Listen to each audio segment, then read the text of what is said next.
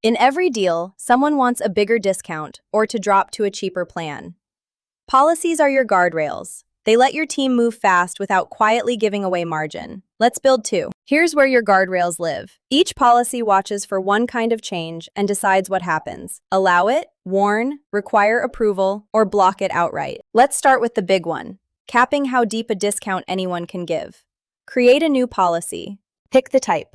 Discount cap governs the maximum discount your team can apply during a negotiation. Give it a clear name your team will recognize when it fires. Now set the ceiling, slide it down to 15%. That's the deepest discount allowed before anyone needs a second look. Then choose what happens past that line. We won't block the deal, we'll require a manager's approval so nothing stalls. But nothing slips through either. Save it, and from now on, any discount over your cap routes for sign-off automatically. No policing required. Guardrails aren't just for discounts. Let's protect revenue on the way down too. Start another policy. Downgrade protection watches for plan drops that cost you real money. Name it for the accounts it guards, so the intent is obvious. Set the line where it kicks in.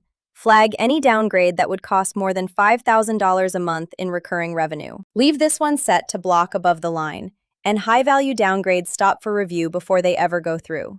Save, and your revenue has a safety net. 2 guardrails, 2 minutes. A discount cap that needs a sign-off, and downgrade protection that catches the drops that hurt. That's policies in PeakCommerce. Your team moves fast, and your margin stays yours.